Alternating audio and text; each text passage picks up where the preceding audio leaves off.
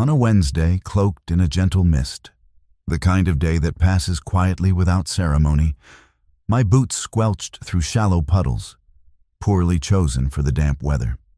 A shared friend arranged for us to meet over lunch at a lively diner where the hum of voices and the clatter of plates created a warm chaos. He wasn't the one dominating the discussion, but his laughter, raw and unpolished, pulled my focus. His name was Ethan. He didn't rely on polished lines or deliberate charm to win me over. Instead, he listened, truly absorbed, as I shared pieces of my life, not with a cursory glance, but with a quiet, authentic curiosity. He even remembered my dog's name. And a few days later, he sent me a snapshot of a beagle-shaped keychain paired with a brief message. This made me think of you. It was a small, heartfelt gesture that brought a smile to my face. Yet, I dismissed it. Not because I wasn't drawn to him. I was, undeniably. But because I felt overwhelmed by the feeling. I'd recently walked away from a relationship that had started with intensity and dwindled into a weary, draining fade. Not dramatic, but depleting, leaving me cautious and guarded.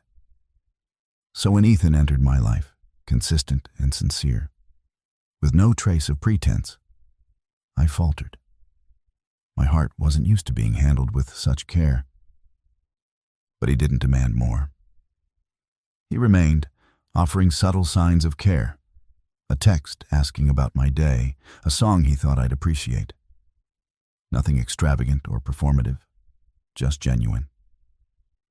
Eventually, I agreed to join him for dinner. We went to a snug bistro nestled in the city's core, where the aroma of fresh herbs and shared laughter filled the space. He held the door open, eased my chair out, and kept his phone out of sight. It felt natural, almost too natural, and that unsettled me.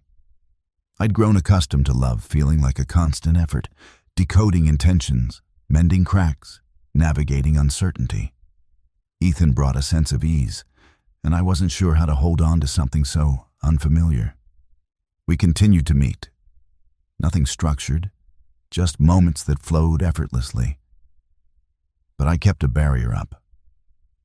Whenever he edged closer, I'd pull away, deflect with a joke, change the topic, tuck parts of myself out of reach. He saw it, of course. One evening, as we walked back from a meal, he stopped and met my eyes. "You don't have to guard yourself with me," he said softly. "I'm not here to cause you pain." I managed a faint smile, said nothing, because I couldn't trust that someone who spoke those words would stand by them. Then came the night I distanced him for good.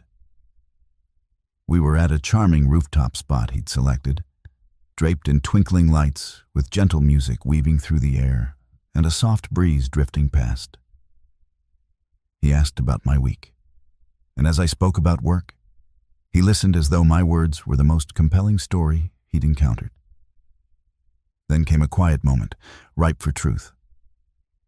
He leaned closer, his eyes unwavering, and said, "I really care about you, you know." A wave of panic surged through me. I looked away, forced a quick laugh, took a sip of wine I didn't want. Then I spoke. "You're incredible, Ethan, but I'm just not ready." I tried to say it gently, with a smile to soften the impact, but I saw the words land. His gaze dulled, his shoulders squared as if to brace himself. He nodded, offered a faint smile, one that masked his hurt, and signaled for the check. No arguments, no insistence, just a quiet dignity. He paid the bill and looked at me one last time. "Take care, okay?" he said. Then he walked away. I stayed there, staring at the table, reassuring myself I'd made the right choice. I wasn't ready. He deserved someone who could give him their whole heart, not someone carrying the weight of old wounds. But beneath that reasoning, it wasn't Ethan I questioned. It was myself. He saw parts of me I hadn't even shown. He stood by a version of me I hadn't yet embraced. And instead of letting him in, I shut him out, gently but firmly. I told myself I was sparing him, but I was shielding myself from being truly seen, from accepting a love I didn't feel I'd earned. That night, I checked my phone. Nothing. I scrolled through our old messages, the playful memes, the goodnight texts, the small notes that felt like a quiet embrace. They carried such warmth. The next morning, his name didn't appear in my notifications, not blocked, just absent. I wanted to reach out, to say something, anything. But what could I offer? That I didn't mean it? But I had, in that moment. I genuinely thought I wasn't prepared. Maybe I still wasn't. But readiness isn't something you stumble upon. It's a decision you make. And I didn't decide on him. Days stretched into weeks, then months. I went out with others. Some sparked laughter, some left me chasing fleeting thrills. But no one offered the safety Ethan did. And safety, I came to see, isn't ordinary. It's a gift. One afternoon, while picking up groceries at a familiar market, I caught sight of him across the street, hand in hand with someone new. She looked at him with a warmth I'd never fully shown, claiming him in a way I hadn't. He looked content, lighter than I'd ever known him to be. The truth hit me. He wasn't waiting for me. He'd found someone who didn't shy away from love when it arrived. I never reached out, not because I didn't want to, but because I knew he'd found someone who saw his worth without needing time to weigh it. Sometimes we don't lose people because they stop caring. We lose them because they realize we'll never choose them the way they choose us. And maybe that's the deepest wound. Not that he walked away, but that I gave him every reason to keep going.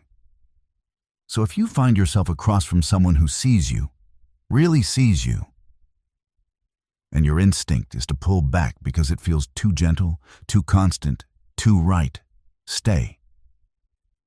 Don't let fear steer your heart, because saying, "I'm not ready," is often just saying, "I'm scared." And saying, "You're incredible," can be the first note of a farewell. I told Ethan he was incredible. I told him I wasn't ready. He smiled faintly, paid the bill, and walked.